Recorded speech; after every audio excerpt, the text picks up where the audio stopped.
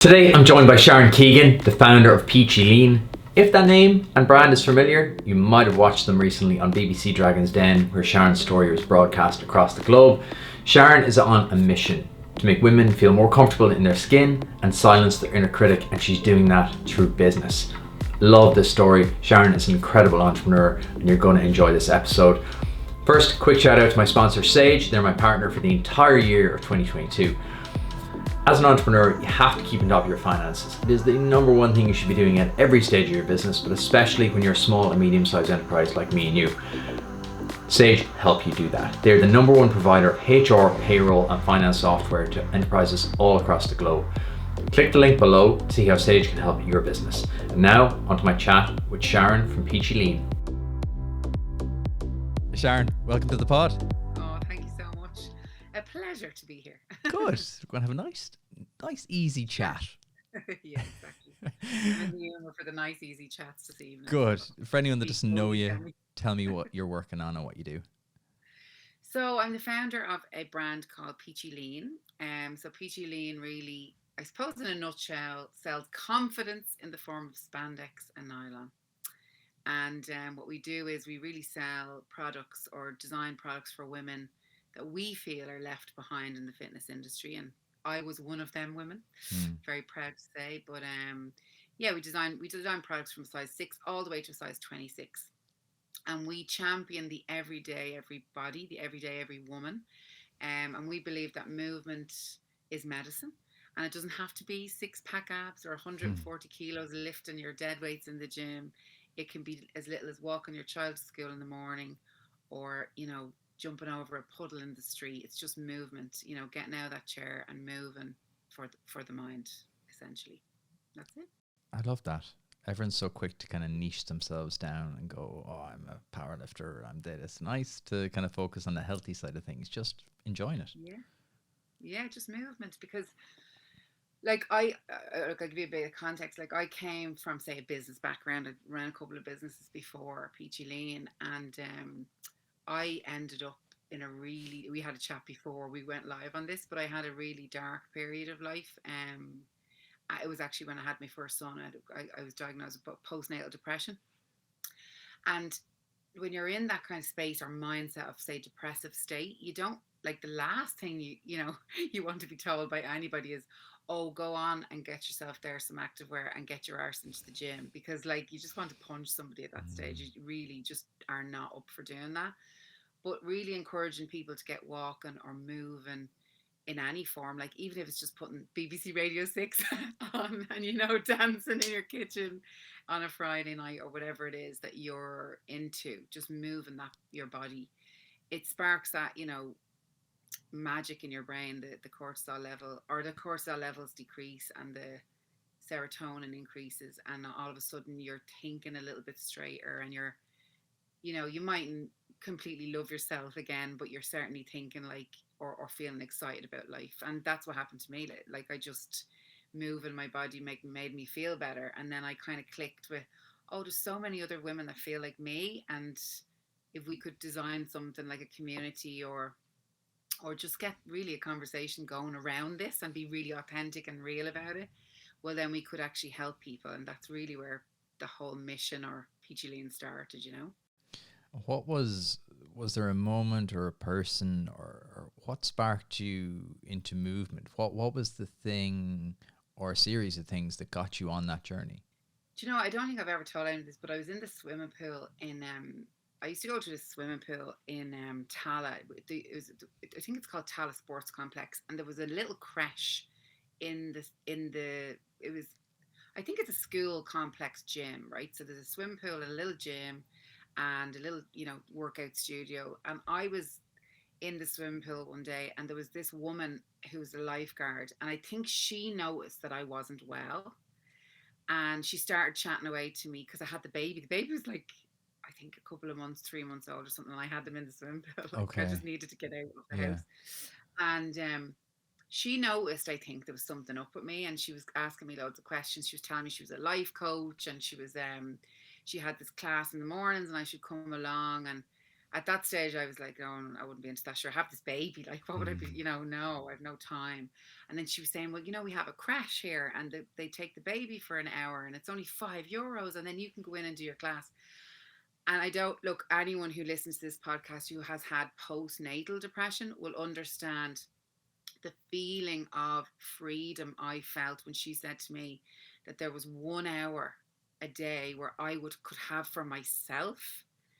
And I didn't care that I was in an active class or a aerobics class, I didn't care where it was. I just wanted that 1 hour because I was so overwhelmed and consumed with this new life of being a mother, and all these feelings that I thought at the time were just were normal. I just thought every new mum felt this way, like Mm. overwhelmed and busy.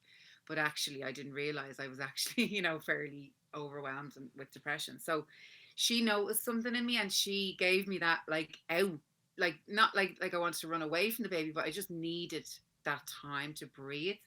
And that's where it, like, started for me. And then I ended up meeting a trainer who was in that gym, and he ended up helping me 2 days a week. And like, I lost 5 stone. I was really Wow. heavy. Like, I'm heavier now because of COVID. Like, I ate my way through COVID, like Everyone everybody did. bloody else. Everybody Yeah. did.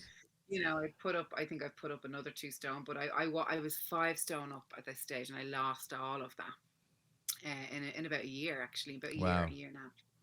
Yeah, and that's where my brain function started to kind of.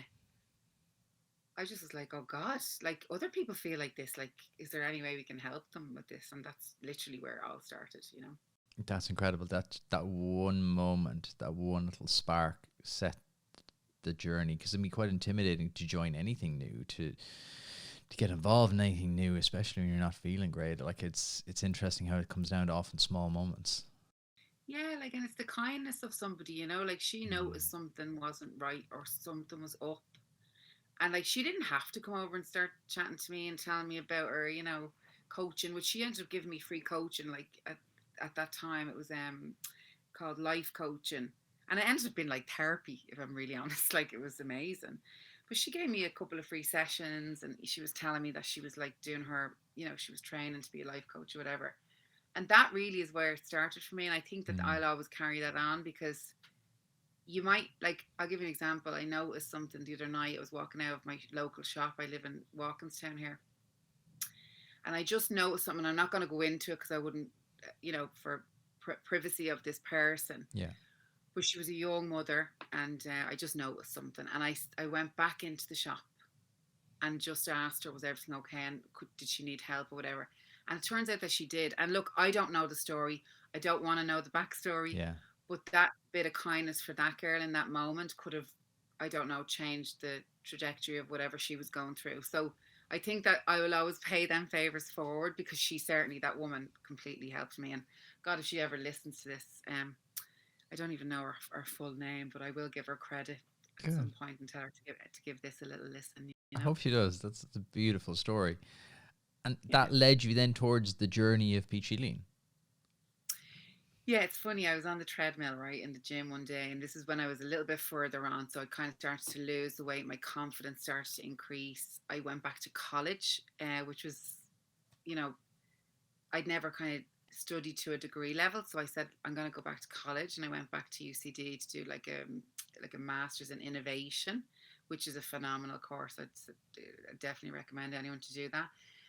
And I was on the treadmill in the gym, like, and I was, delighted with my life because I was back in college. And I remember seeing this girl coming into the gym, and she kind of came in, and then she, like, kind of looked around, and then she just walked back out. And I remember thinking, God, that was me. Like, that's so me. I know how she feels. Like, Mm. everyone's looking at her and, like, oh, she doesn't know how to use the equipment. Like, you really do genuinely think that when you're walking into the gym.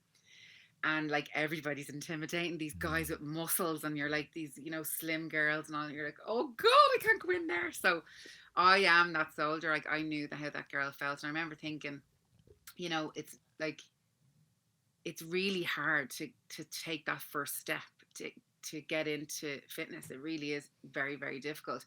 And it's why so many people don't do it, because they're terrified of failing or messing up or not being able to, red faced and, like, Mm. dying looking on a machine. Like, and it's very, very intimidating. So I just had this idea, like if we started, I thought like it would be like a Weight Watchers group, like a kind of community group where we'd sit around and we'd all encourage each other, or maybe get a trainer in and we'd all do it together.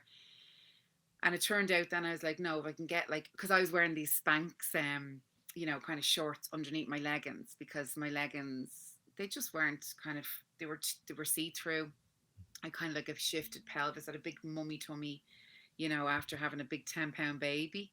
And that in itself is like, your self confidence is so low at that stage when you have this kind of jelly belly after having a baby, that the thoughts of doing like a plank or a squat or any of Mm. these really difficult exercises, if you haven't done any exercises, is just terrifying. Do you know what I mean? So I thought, right, I'm going to build these leggings that are going to pull these girls in. They're going to be the best leggings ever, so they'll feel kind of slimmer and tighter and held in and supported. The whole word support was out in around everything Mm. that I kind of was envisioning. And then you build a community around that, and you like, we could, like, instead of doing like gym stuff, we could do walks, or we could have events, or uh, your head just runs wild when you're on a treadmill. That is I find it's the literally. best time, that hour in the gym or that hour just to yourself. Like, it's the best time. Very rarely when you're sitting in your office, like, oh, think of a new idea, think of something innovative. Never, never. It's always when you're There's always just, the two endorphins are places. Yeah, flowing, you're looking around, yeah, you're stimulated by different things around you. It's the yeah. best time ever. It is. It's two places. We always say it's two places: either on the treadmill or in the bathroom. So you're either sitting in the bathroom somewhere, or you're in the shower, The and it's shower is where a your great one. brain Mm. fires. Like, it fires, and it's where your inner critic pipes up the most. Actually, sometimes when you're in the shower, you're supposed to be doing all these different jobs, and it's telling you what you haven't done, blah blah blah. Like, I think I practice a bit of mindfulness now, but after my anxiety and the depression, and that's where they always told us to listen the most into the head, and to be mindful the most was in the shower, because your head can go off on one, It's a good point. Yeah. telling you all sorts of things. So The inner yeah, critic. so that was where it all started and that was 2018. So yeah. So what did you do? Like, it's great having the idea, but how did you bridge that gap between idea to reality? So look, I've always been really entrepreneurial. I'm not gonna lie. Like, I'm not saying like you can't. It's not that you can't teach entrepreneurship. You can teach entrepreneurship, but it's. I think entrepreneurship is a mindset. It's in you. Like, you have. It's borderline between confidence and um and not innovation, but curiosity. Confidence and curiosity. Okay, if you have them two traits, you, I could possibly say that make a good entrepreneur, because you have to be curious to know what could happen, and you have to be confident to execute on the curiosity, so yeah, I've always been curious and I've always been confident. And look, I've failed loads of times. I'm not going to lie to you. I've failed so many times, but I've always had the confidence to get up and say, sure, back it, like, and just keep going. So I had been running a business for about 8 years for another company in the UK, and I ran it here in Ireland. And when that kind of ended, I won't say failed, because unfortunately we just couldn't trade, because the sterling, we were importing from the UK, and the sterling went really high and we lost a lot of margin. But we did lose staff, and it was just such a great time in my life, and a lot of my friends were working with me. So that's kind of where, I suppose, the depression and everything came from. My ego and, like, everything who I was wrapped up into this business. And then when it failed, I was like, oh, for God's sake, another failure, like.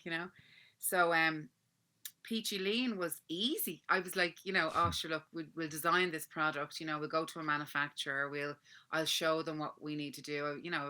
I'd be a good talker, as you can hear, and yeah, I just designed this, legging. I think we got about 5 or 6 samples, and we hit the jackpot with one of the samples, and we had them, the women trying them on in the gyms, and like, we were able to sell, I think over 200 units, and I only had like one sample. We were just Wow. trying them on. So I was like, okay, we're on to something here. Like, you're selling 200 units. We were selling them at the lowest price point at that stage. Just, it wasn't cost, it was above cost. We were only making €20 something on them, but it was just to see, can I validate this as a business? Like, is this worth, investing in? And That's then I had the a small bit of point, redundancy. not to cut across you, but Yeah, that's the point a lot of people miss. They miss that yeah, point where you said it very matter of factly, going, oh, well, we just started selling. Often people get the yeah, sample, iterate, iterate, iterate, iterate, yeah. and then Oh, yeah, launch. yeah, yeah. And then figure out, going, this isn't what And people no want at sales, all. no sales, Yeah. and 20 grand in the hole. I think that's the biggest thing about entrepreneurship is you have to what it's fail quick, learn quick. I learned that in life in general, and not just failing in businesses, but in life. Like you have to be prepared to fail.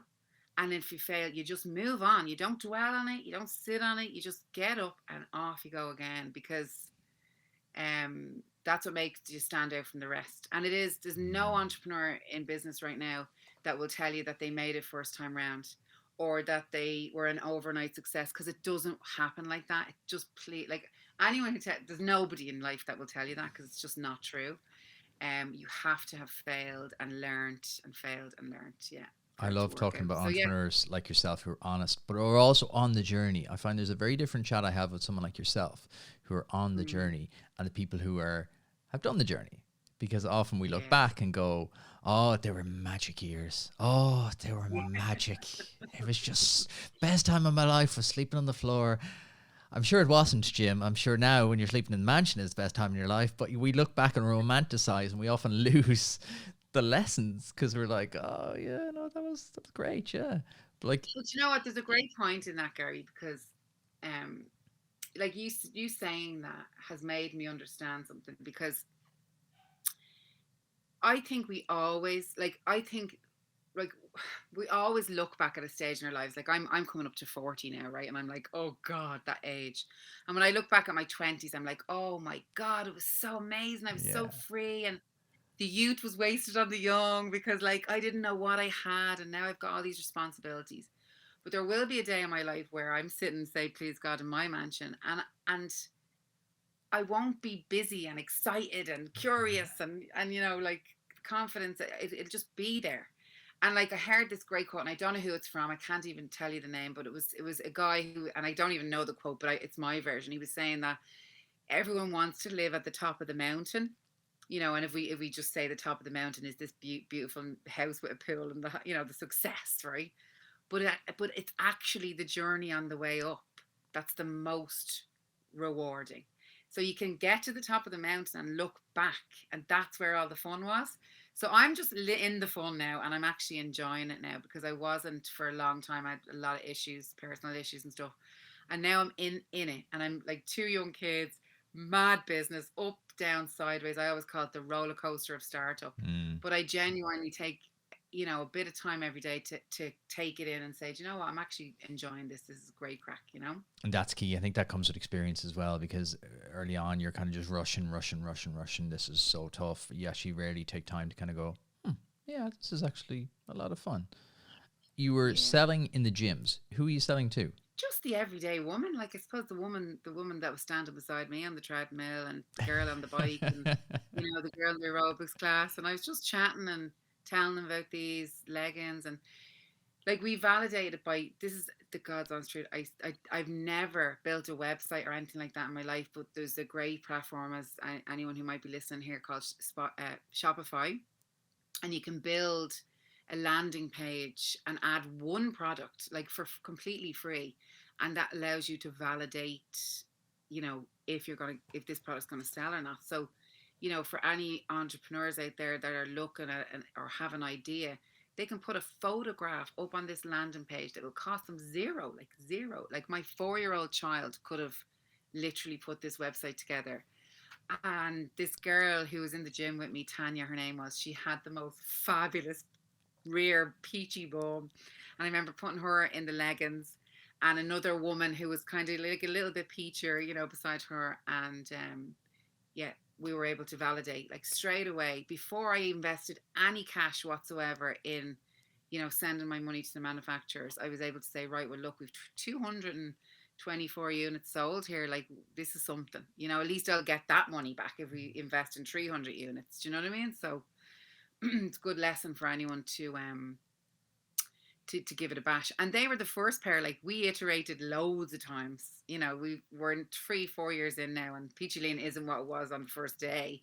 It's a brand now, but you know, we did take, you know, we did like we just didn't it didn't need to be perfect is what I'm trying to say. You can just, you know, you can start putting one foot in front of the other and just getting moving on creating cash and sales. And look, if you get sales, you're in business. That's the end of it, like, you know. I love that. That's kind of the whole premise of this whole podcast, is to chat to people Yeah. who experiment and who do it and try and fail and try and fail, because that's the number one killer of business, right? The number one reason businesses fail is just they never start. They never take that bit where they validate and actually put something in, because it's hard, right? It's hard putting up your website. It's hard selling to people because you're putting a little bit of yourself out there. You're kind of exposing yourself a little bit. This is my idea, my baby, and how will I feel if it, you know, they don't like it or they say no? But it's much better than the alternative. And look, it's about belief in yourself as well. Like, this is going to sound terrible, but I'm going to say it anyway. Like, my worst critic, like, number one is me, but number two is like my family. My family are the worst. Like, they're entrepreneurial, they're amazing, but Jesus, they can be harsh, you know. And a lot of people were harsh when I was doing this. Like, I was selling women's leggings. Like, it's not innovative, like innovation of the year. Like, I'm not flying, you know, spaceships to Mars or anything. I'm selling women's leggings, but it's the way I was doing it. So I was including women of a different size, of a different shape. I was allowing women of an everyday image be in the forefront of the imagery instead of just the lean. Like, I was just doing something a little bit different. I think if that if there's any entrepreneur listening here tonight and they're thinking, oh, but I have this idea, but there's so many people doing it, it doesn't matter. Like, there are thousands and thousands of people selling gym wear in Ireland right now, in Ireland alone, like, you know. And that doesn't bother me because there's billions and billions and billions of people in the world. And it just really, you know, you have to just believe in what you're doing and how you're doing it. And when other people say to you, like, oh, but sure, they sell them in pennies and they sell them in Duns, and you just have to just let it all go over the head and just literally stick with your true and core belief. Like, I always say it's like having the blinkers on, you know, and the horses are going along with the blinkers. And I just put the blinkers on and I just keep focusing, because it's not about me. Like, this brand isn't about Sharon Keegan. This brand is about the woman who's at home and she is terrified to go outside the house because she doesn't have anything to fit her. Okay. And she's the woman that wants to change her life, and she has depression and she's crying and she's just needs something to change. And other brands weren't doing that for this woman. So yeah, that's what I just like. That's why we're just a little bit different. And that's why I suppose I just don't listen to anyone, because I know what my mission is and where I'm going to go with it. Um, and you'll always get your folks and your parents and your brother and your sister and your cousin saying to you, oh, Jesus, what are you going into your own business for? Like, just take the money from the company, or just, what are you doing that for? You're crazy. And you just have to just not listen to them people. It's cynicism wrapped up in well-meaning behind it all, because they don't want to see you hurt, but equally you just want to do it. Well, as you were talking there, I was thinking of that phrase, like, the world is full of people who have a problem for everything but a solution for nothing.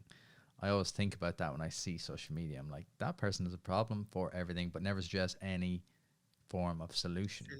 And it's exactly like you say, though, oh, but that's been done. Yeah, it's been done a million times, but this is my spin on it. And I think that's another thing that stops people starting, is that exact words. It's been done. Of course it has. Unless you're a scientist about to invent a new molecule, or, like you say, send some to Mars. They're and that's glamorized, that side of entrepreneurship about the funding, and they're doing this and they're doing that and they're inventing this. That's good and all, but that's glamorized too much. The world needs more entrepreneurs like yourself who are actually out there doing it, you know, making it happen, validating and selling and moving on. I have to ask you, I think you dropped a little hint there as to where it came from. The name, it's super.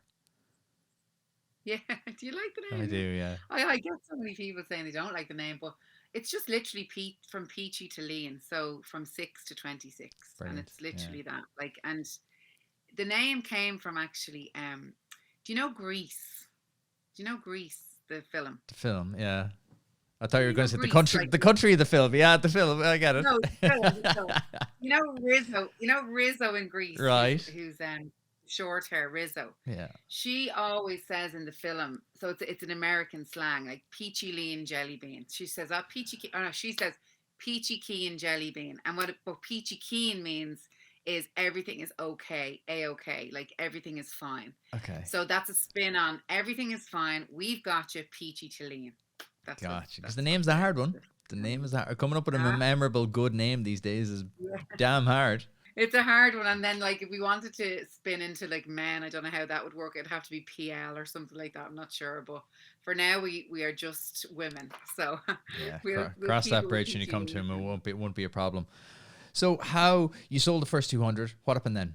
So then what happened? So I got accepted into a female entrepreneurship course called the DCU Female High Flyers Program. And I know it well. Yeah, it's great to get into. Yeah, and you know, you had to obviously pitch in. It was funded by Mr. Ryan from Ryanair, Declan Ryan, Mr. Ryan's son, and the DCU Ryan Academy. So it was up in City West, and I got into that, and I was over the moon. I couldn't believe. I was like, oh my god, it was a funding program, so it's like, we're gonna win, we're gonna get the funding, blah blah.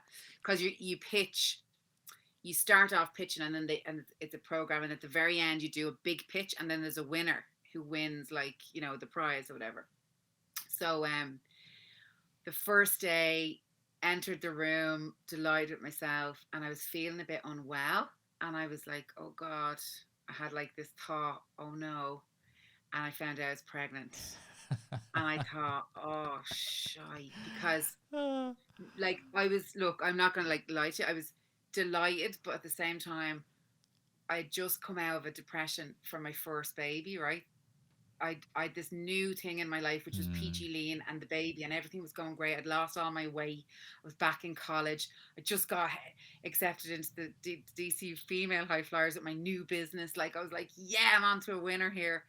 And then, I was a bit like, oh, I'm pregnant. And in my day back in school, when you fell pregnant, you disappeared, like you were gone, So I just thought, oh, they're going to kick me out of the course. Like, I'm not going to be able to do this pregnant, And I went up to Niamh Collins, who was the head of the program, phenomenal woman, like contact central. Like, she's just, to this day, I love her. Like, she's amazing.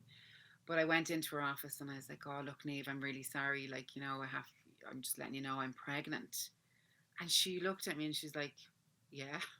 I was like, do you want a congratulations or? Yeah, waiting for her to say something. She's like, amazing, brilliant. That's empowering. We're going to have our first, she just said to her secretary, we're going to have our first pregnant woman on the course. And I was just like, because it was an 8-month course. So I would have been right up to the 8 months, okay, to having the baby. So anyway, I was delighted, and I ended up winning the course.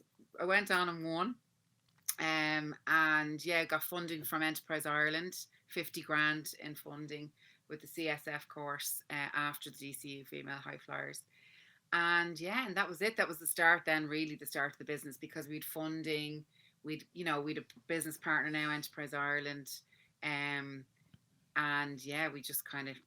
We did genuinely take off from there. It was first year was like, I think a couple of $100,000, and then the second year, 2020, was the Dragon's Den year, and then obviously last year we just we hit the roof.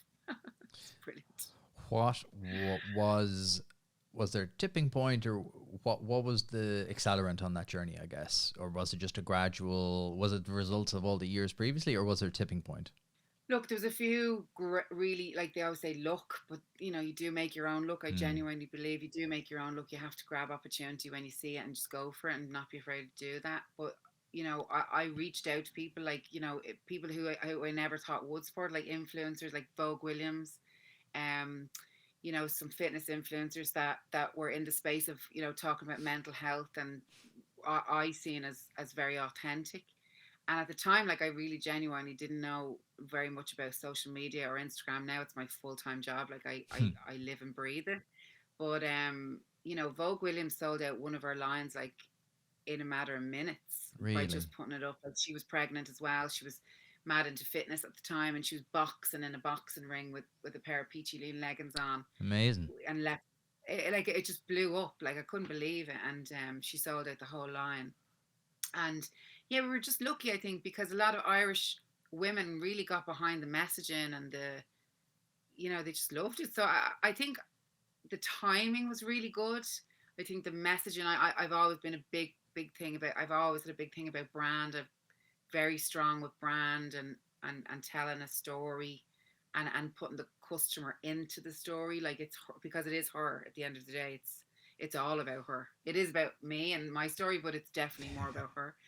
And yeah, I just think it all connected. Really, it was definitely timing for us, for sure. And like you see it because you have phenomenal brands like Gym Plus Coffee, who started a year before me, and they are like the daddy, the Mac daddy now of They're fitness wear brands phenomenal. in Ireland, I and love they're them. doing phenomenal. I think they have like 200 staff or something like that. They're fucking amazing. Excuse my language, but No, you're I fine. know It's the that lads. kind of podcast. You can let it out. It's fine. Oh yeah, well, that's okay. But no, I know them, and I'm in awe by them, and I'll always champion them because they're doing great stuff. Their demographic is just a little bit different to mine. And that's why we get on so well, because I'm just pitching to a kind of an older demographic, which is great. But I think There's room for everybody. But I think that just to on that's part of probably your charm and your magic, is that you don't see it as a competitor, them versus us, zero sum game. If he or she wins, I must lose. That mentality, it's probably dying out a little bit, which is good. But some people have that, and you're like, you're not competing with them. You're competing with yourself. Exactly, and you just come across negative. Like you're just, it's not, no, it's not fun. Like, how can I say this? But there's enough boobs, bums, and tums in the world for everybody to win. You should like greed. Like, what's the point in being greedy? Like, we're all just on a journey. We're all gonna go into a little box in the ground. We're all, we only have a certain amount of time. So what's the point in fighting? Like, it's just ridiculous. Like, it's you know yeah, it's congratulate, and on we go. You just focus on you and everything will be fine. Too many people look at, they always say the grass is greener, but too many people focus on everyone else's grass. Like, focus on your own grass. And then life is good. You've given me so many sound clips there. I can just pull that last minute, and that's that's all my promotional clips done for the episode. I love it. So how did you go from just yourself on Ryan Academy High Flyers? How did you go from that to Vogue? Because they're big leaps. Like, how did you make that jump? So look, the first year, 2018 and 2019, I was kind of on my own. I had my baby, actually, sorry, I apologize. I had my baby, Bob, in 2018 in October, and my good friend Rose Fogarty, who was also an entrepreneur. She ran her own business for mostly all of her life. She's always very entrepreneurial as well. But I remember her meeting me in the park and saying, "What are you doing for maternity leave?" And look, when you're a female in business and a female founder, you do not get maternity leave. You know that. You're just not going to get one. But she came on board part-time and helped me really run the business while Bobby was literally like a newborn baby. And I was back very quickly, like, into the business. And we were like nominated for like Image Businesswoman of the Year. I never forget that. Like, I was only out of the hospital and we were going to the thing, and I was, dare I say, like, pumping like in the toilet of the bloody award ceremony, and like I was like, this is mad. But that's a dream come true for me. Like, people say, oh, our business is a success. Like, even when we were doing like over like 100 grand, we were still a success because it's what you make it. It's how you enjoy it. It's the people you meet. It's the connections you make. Like, and now we're a team. Like, we're still only a small team. Like, so from 2018, we went to 2 people, 4 people. I think we're 6 people in now with, we've got subcontracts and part-timers, and we have a big fulfillment center. But we have like staff in the UK and stuff now as well. But yeah, like, I don't know, it's just really, honestly, a lot of fun. And some days, like today, like we were talking before, today was a slog because my son was sick, and it's, trying to juggle being a really good mammy to, your precious little boy who's sick, and then, answer emails, demanding emails that people need things for. It's like, they can be really tough days, but apart from that, it's all good. It's great. It's a great experience, you know, to build something and change people's lives. Like, who doesn't want to do that? Like, that is so cool, you know. But like It's you've amazing. expressed the joys and the hardship of entrepreneurship there in kind of 30 seconds. You kind of perfectly summed it up. You know, that myth of, oh, it must be great being your own boss, you know, time off whenever you want it and spend time with Bobby, and you know, yes, but also no.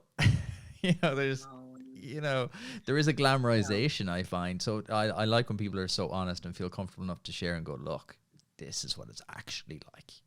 Like, if you want to have time, don't run your own business. Like, and if you want to have money, don't run your own business. Like, we're the last people to get paid, the owners, and like, everyone has to be paid first, and that's fine because the team are everything. They're everything. Like, they make it is what it is because of the team. They get paid first.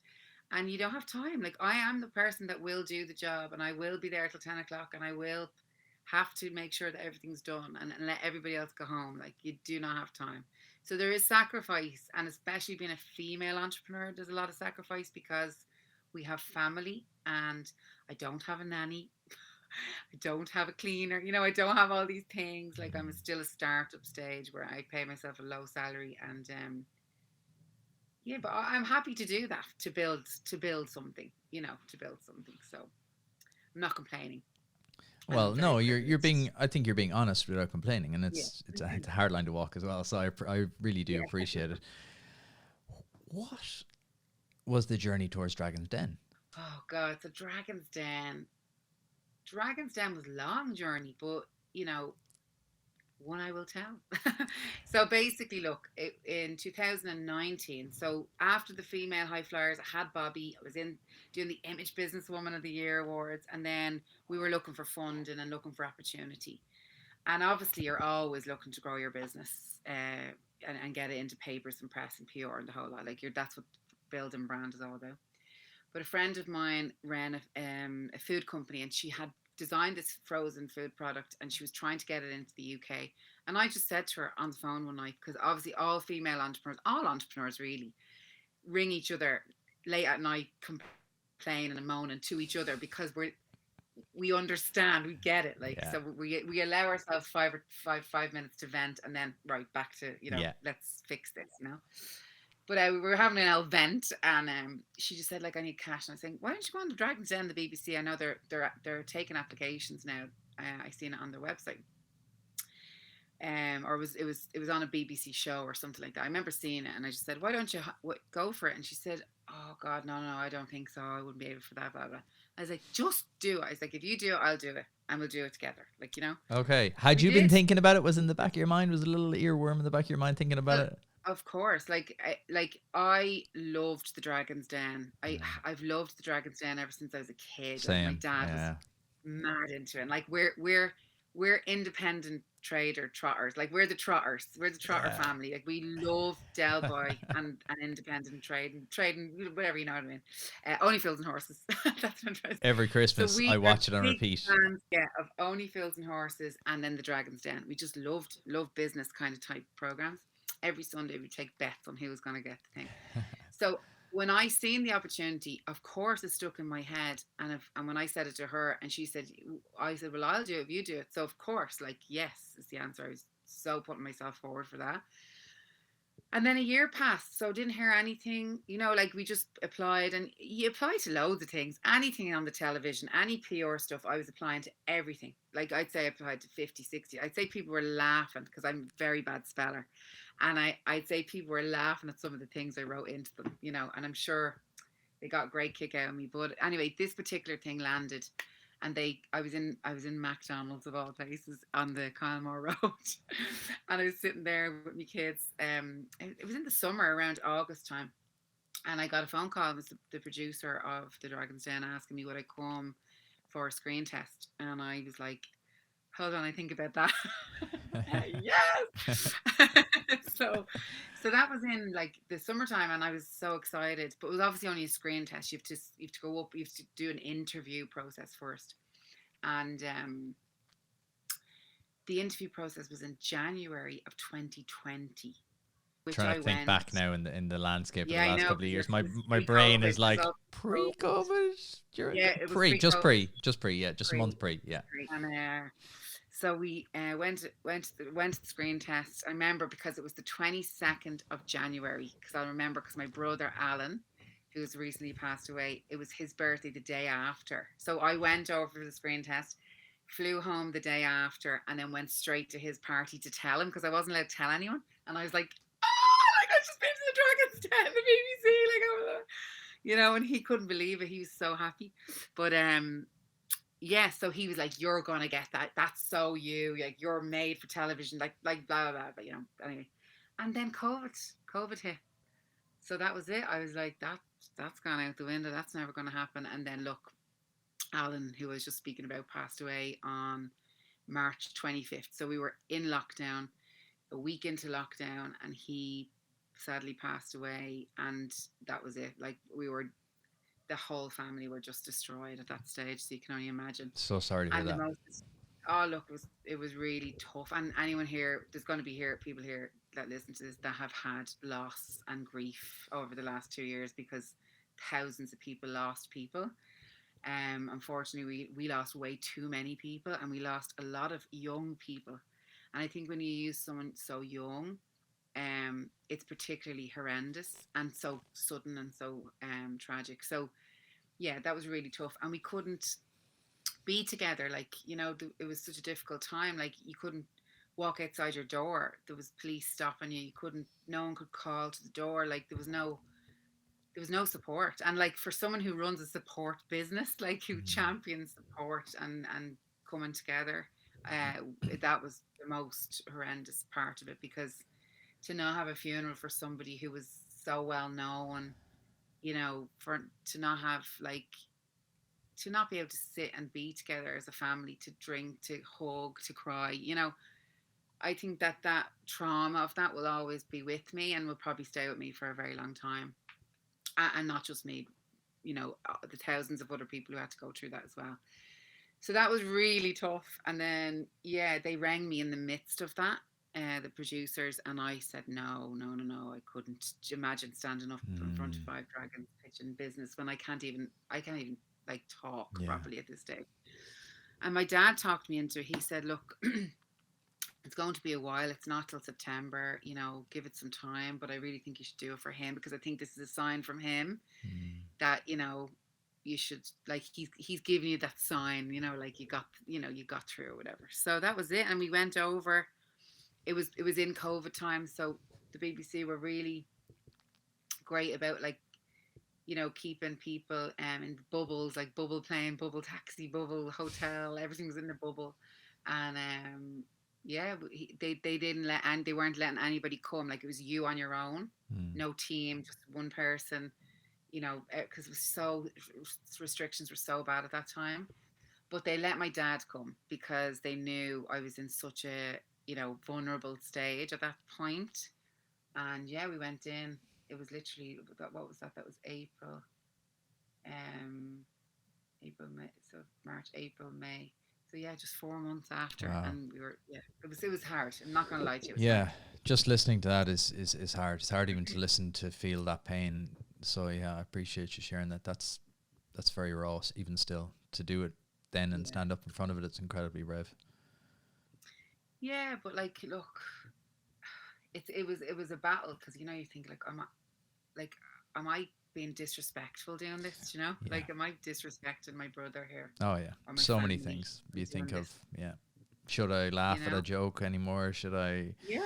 Yeah. Oh, look, I've been there unfortunately very recently as well, and it's I'm so it's sorry, terrific. Gary, because it's not easy. Grief is a really tough thing, and there's a lot of entrepreneurs that listen to this that are struggling with grief and how to move on from grief and feeling that guilt about, like, God, like, am I moving on? Like, I'm doing an email, like, even working, like, should I be working here? Like, normal things. You know, you want to get on, but equally you don't want to, like, move on, if that makes sense. You're kind of like, it's bizarre. So I can't even imagine the strength it took to then do that, stand up in what I'd imagine is one of the toughest environments you can possibly put yourself in.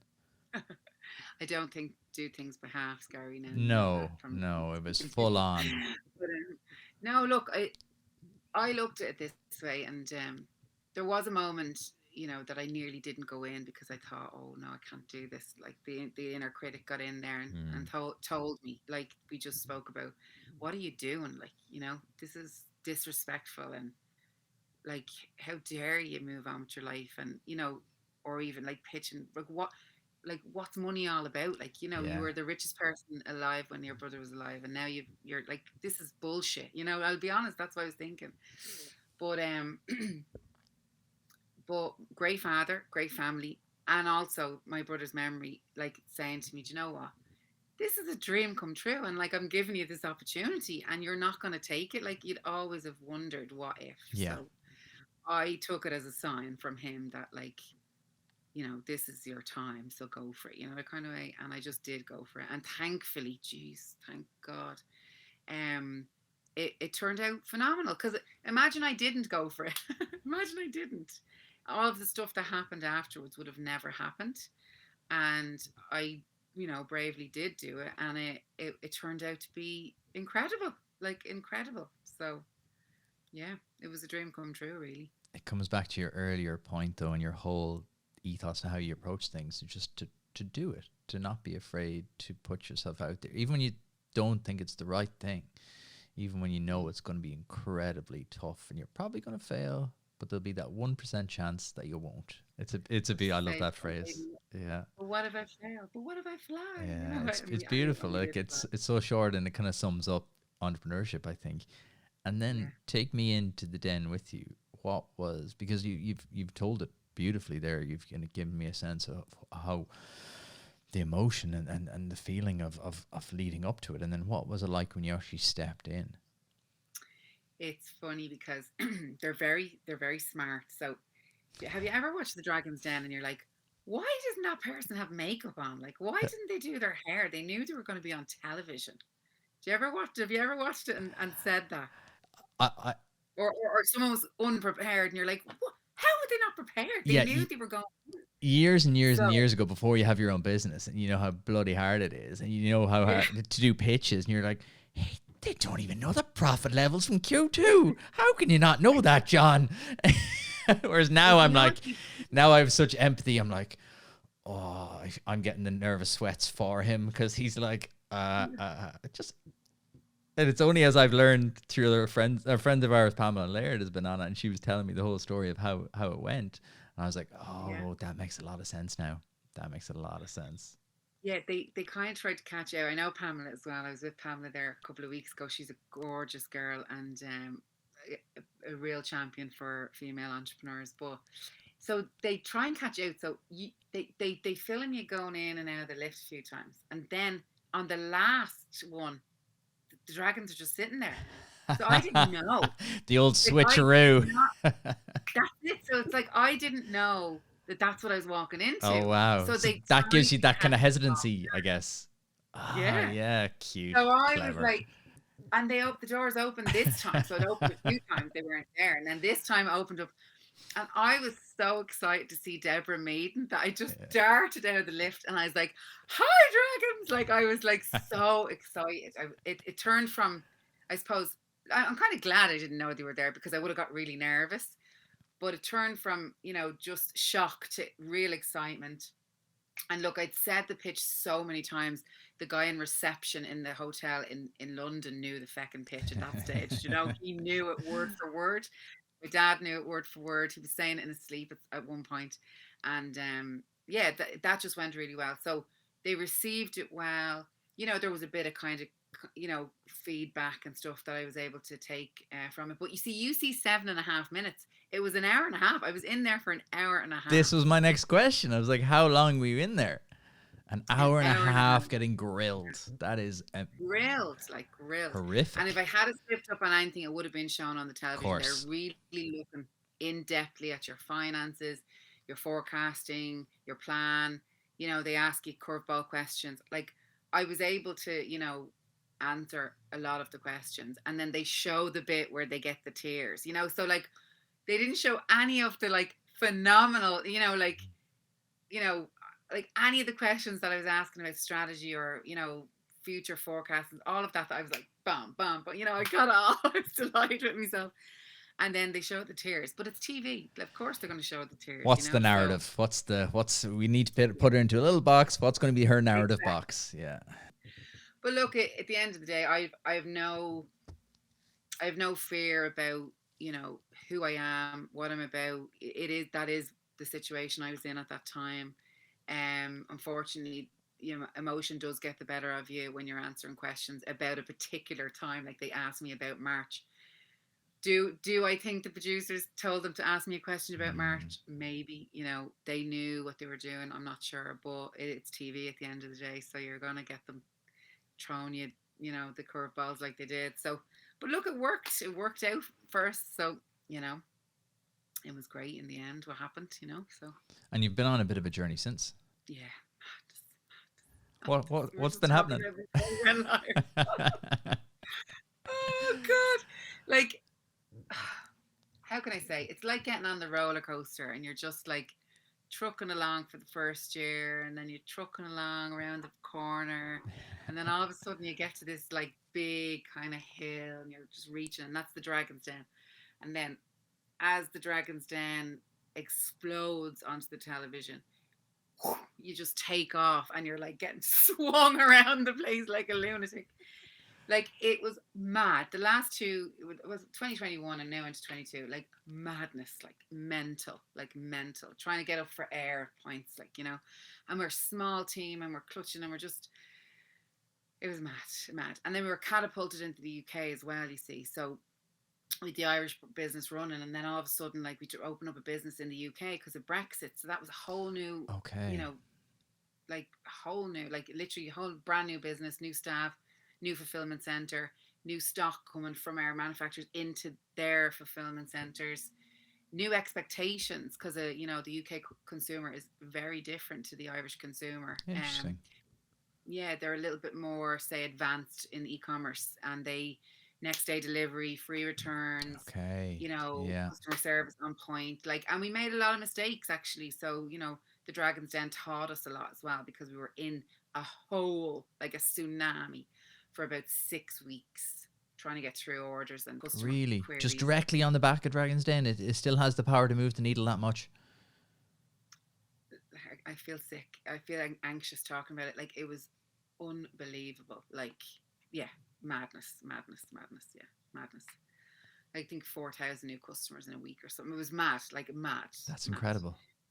It was incredible, but we underestimated it. Like, I even think the Dragons, like, later on dealing with the Dragons or dealing with like the due diligence guy, Charles, who was working on the account, like, when we told him the numbers, he was just like, whoa, like, that's insane. But we had also a really good, like, we're really good with social media. It's one of our best traits, like, in our business. Social media is our thing. Digital marketing is our thing, and then we're very good on the PR side. So, like, we had an excellent PR company called the Publicity Loft, and then a PR company in the UK, Gillian from Trampoline Marketing, and it was kind of like a machine we'd created. So we had the two PR teams, we had our social media, like Twitter, we'd do different people on each program, and everything was just going like a kind of machine, and we just kept running it, like, so. Had you that set up before the Den, or was that after the fact when you were like, oh, this has just taken off? Or had you preempted that by going, we probably need systems in place here? No, and listen, we put systems in place, but we still didn't. We underestimated the customer service level, as in, like, we had customer service, but it sucked 6 of us in. Like, it sucked 6 of us in full time for the guts of, I think, like, possibly 2 weeks, but then it lasted for 6 weeks. The fulfillment centers, one of our fulfillment centers got shut down. Like, Shopify shut them down because they thought we were money laundering or something. I don't know what they thought, because it was a brand new, you see, Shopify account. And we sorted that out with Shopify afterwards, but it was just and this was all during COVID as well, so you had that added, coming at you, like, and it doesn't come at a stage, it comes at you all at once, and they all want to buy, and like, we didn't crash or anything, we got the sales through, but the UK site got shut down at one point, and we had to redirect everything to Ireland, to the .com site, so we didn't lose any sales, but it was just a stressful period. Like, Anyway, it was the biggest thing to ever happen to the company ever, and I don't think I'm sure we'll have moments like that again, but it was a great way to launch us into the UK. That's all I'll say. That's unbelievable. How Yeah. you sound so busy. How do you make all this happen? How do you plan your week and your day? Now, look, I'm going to be really honest here. I am so disorganized. Like, I am just not an organized person. I'm just not. It's just not in me. I'm an entrepreneur. I'm a creative, and I say yes to a lot of things, and I'm kind of a little bit all over the place. But I actually, this is another thing. I have great people around me. That's all I'll say, and they keep me focused. So I've been so honored and so lucky to attract women with the same vision and same mission as me, who are phenomenal. Like they're very entrepreneurial. They're also very talented. Some of them have led teams like in very, very high senior level teams to like scaling business to like 400 million, like our Wow. COO Fiona O'Carroll. She's a digital expert and she's phenomenal. And sometimes I pinch myself and can't understand why she's even near the business, but I think she has the same vision to empower women as well. And then Carol, who's the designer, now she is like the most organized person I've ever met in my life, and she's just like all over everything. So they kind of rein me in sometimes. Like they've put structure and manners onto the business to the point of morning calls, weekly appointment calls, and then a structure as in like a Google data sheet strategy that we all go to structure our day. And my biggest thing is prioritizing time. Like, I would say yes to everything and fit it all in, and I would do that, and I burn out, and I did burn out after Dragon's Den at one point.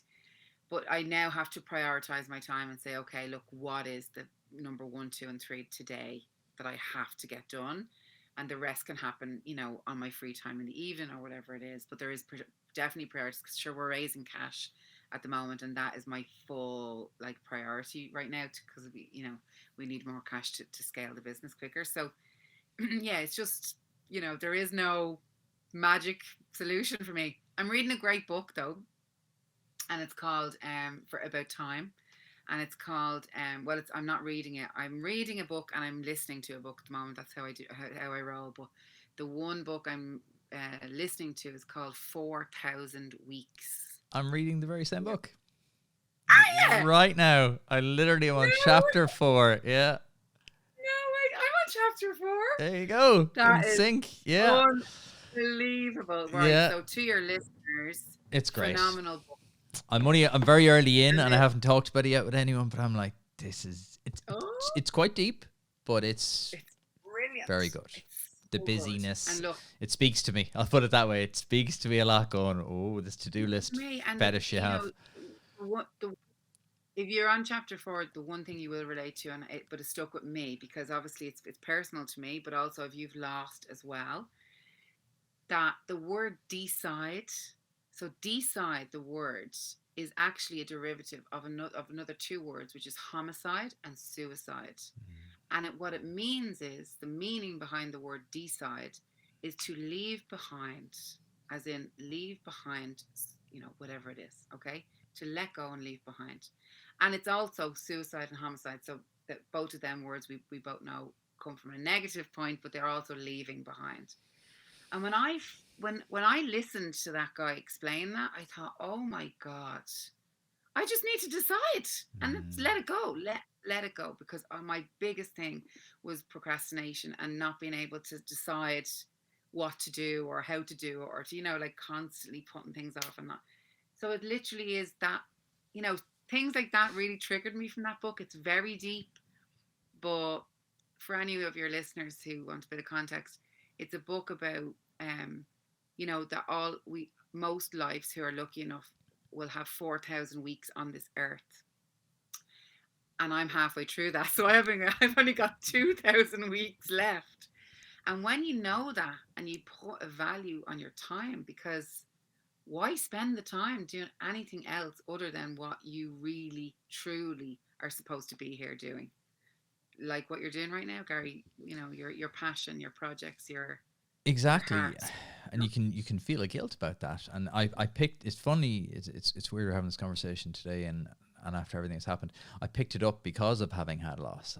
I was kind of not running away from it, but just putting it in a little box and keeping it over there on a shelf, and it would just pop out every now and again, just right in your face. And I was like, okay, I need to address it but in a time that was comfortable and in a way that was comfortable for me. So I like reading. I enjoy it. I like getting into a book, and it just spoke to me a lot about the infinite choice that we have. We now surrounded by, you can do pretty much anything, and you're surrounded by social media, and you're surrounded by all these options of shiny things and ways to spend your time and all these things that you can experience, when in reality you should be focusing down and, like you saying, deciding and going, nope, these 3 things, everything else put over there. If I get to it, I get to it. If I don't, I don't. But you'll be happier, and I feel happier reading it. Yeah, and it's letting go, isn't it? Like, we all, because we have these social media feeds, we're looking at other people's lives and we're saying, well, oh shit, maybe I'm supposed to be doing that. Yes. Or should I look that way at this age? Or I don't look like her. Maybe I should start looking like her, stuff like that. And what it does is it makes you realize that actually, no, no. And give up on that, like to give up on that feeling of guilt and anxiety around not being in a certain position in your life, and just accepting where you are as as the most amazing thing. And it's funny because this conversation was meant to happen tonight for this very reason, because you're going through what you're going through in your journey, and I'm going through what I'm going through in my journey. But my enjoyment of what I'm doing right now has come from that book. In realizing that in that book that I'm on the fucking roller coaster. I'm having a great time here. I don't know how long I have left anyways, so there you go. There's that. Like, honestly, all your readers are going to go by, or all your listeners are going to go by that book. Well, you've taken my last question, which was just to recommend a book. We've already covered that. It's well, powerful. I'm reading another book. I'm listening to that book, which is brilliant, and I'm also reading this book. I don't know if you've. It's called 12 and a Half. Okay. So this is an entrepreneurial book. It's by Gary Vee, and it was gifted to me at Christmas time by a guy who does a lot of our videos. I'll give him a little plug. Ruslan is his name, and it's 5 Films Media, and he does a lot of our content. But he's also a great entrepreneur, and Gary Vee, as we all know, you either love him or hate him. I love Gary. I think he's deadly. I think he's very given with his information, and if you're either the 1% that acts on it, you're gonna win, because he's really honestly giving you great advice. So it's just 12 ingredients for a bit, like for kind of management business success, how you treat people, really. And it's like kindness, empathy. He says candor, which I didn't know what candor was until he starts speaking about it. And there's a lot of things in there that you have to be self-aware when you're dealing with, say, a team, or if you're trying to scale a business. And it's great book. I'd recommend that as well. Yeah, I haven't actually. I'm a fan of his as well. I have to say, I've followed his journey for a long time. He's an absolute machine. He's an absolute machine for what he puts out. Like his level of output is phenomenal. It genuinely is. And people are like, oh, he's so repetitive. I was like, yeah, but you can't keep inventing new things to say. I even find it with the podcast. I find, well, you said that like 2 weeks ago, Gary. I'm like, yeah, but I still believe it. You have to be. That's what I like about him, is he's consistent. And if he's not, he will say, well, I've actually changed my mind on X, Y, and Z. So he's consistent on the things he believes, but he's willing to change his mind on the things that he doesn't. And I enjoy it. And I find I haven't actually read that. I must give it a shot. So yeah, I think the 4,000 weeks is definitely a great recommendation, and that one as well. So what does the next, before I let you go, what is the next kind of, as an entrepreneur, it's very hard to predict, but what does the next kind of 6 to 12 months hold for you in your planning, in your head anyway? Well, look, I'm in the middle of a fundraise at the moment, and for anyone who's anyone who's raising funds for the business, it can be tough, but I'm finding I'm getting a good bit of traction, and I'm in the UK a lot dealing with like UK investors, and it's just worked out that way. It's not that I went looking for the UK investor; it was just that there's plenty more of them in the UK at the moment. So the next 6 to 12 months is really focused on the UK market. We're driving that now, and kind of opening up opportunities with the US as well. We've phenomenal woman, Paddy Shields, who was introduced to us by the ex-CEO of Jimmy Choo, and these people that were like running brands like The Gap and Victoria's Secrets, like these, loads and loads of tons of experience, but just genuine sound individuals who are willing to help us. And she's introduced me to some kind of people in the US and stuff like that. So look, it's all pipe dreams. It's all, what do they say? Smokes and mirrors. Is that, but it's just dreams. It's just dreams at the moment. Well, it is until it isn't, right?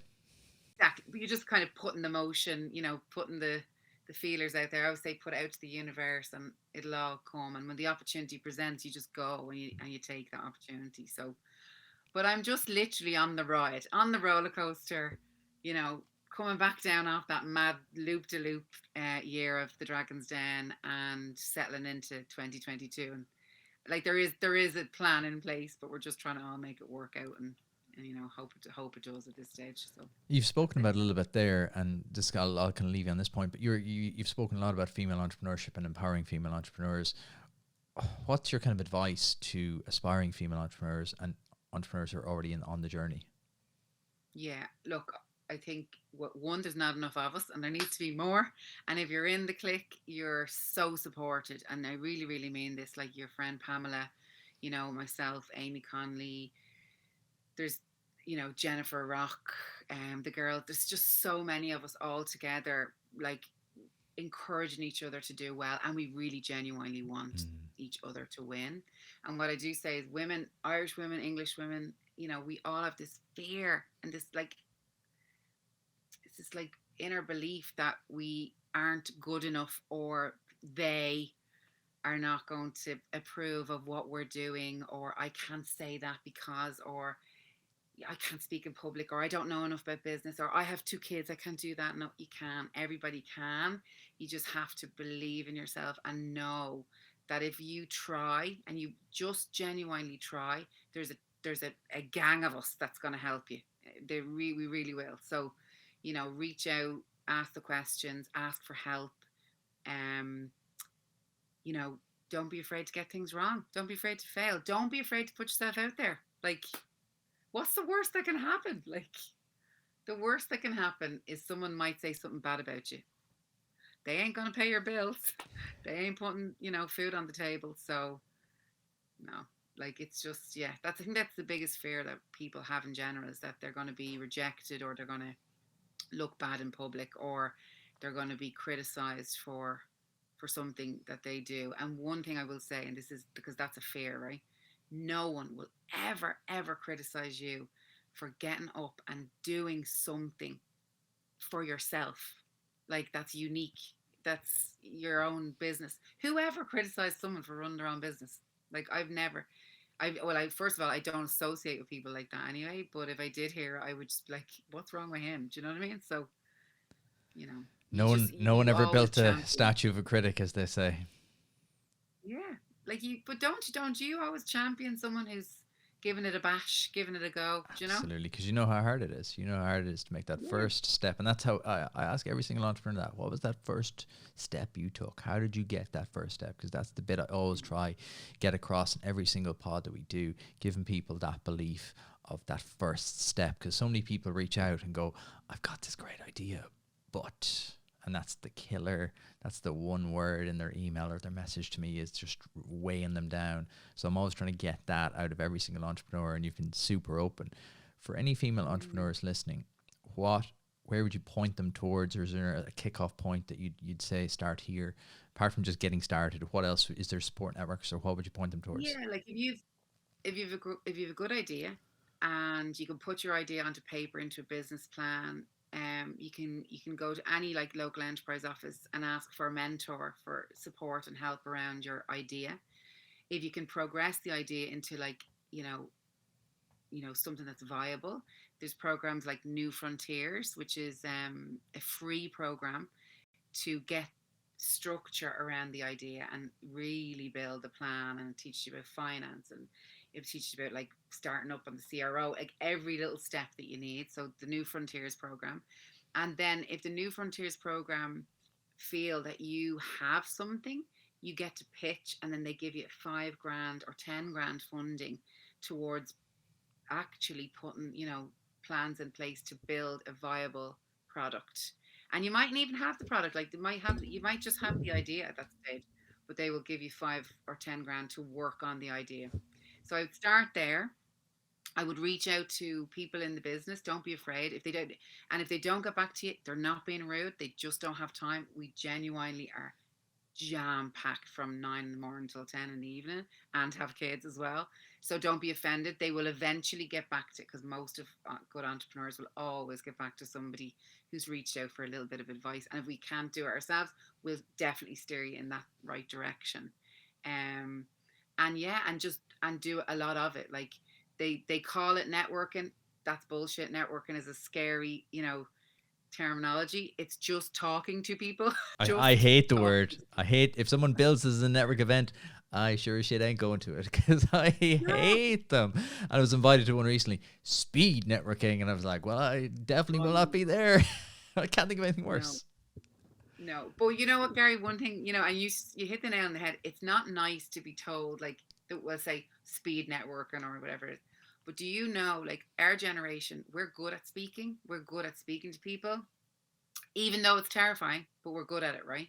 The younger generation, for some reason, I don't know what happened in the last 20 years, they are absolutely terrified to go into a room and speak to people, like what they call networking.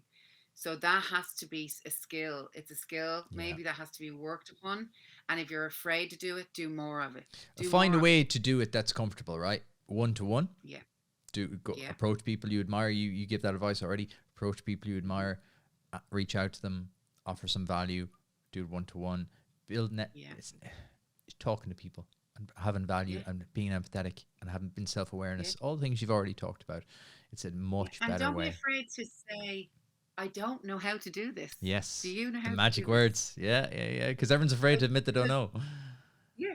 Because, like, nobody knows. I didn't know. I'm not a designer. I didn't know how to do it. When I was selling pies, I wasn't a food person. Like, I can't even, like, I'm really bad at cooking. Like, just like, entrepreneurs, as I said, are curious and confident. Like, we don't know everything, but we ask people who do, and listen.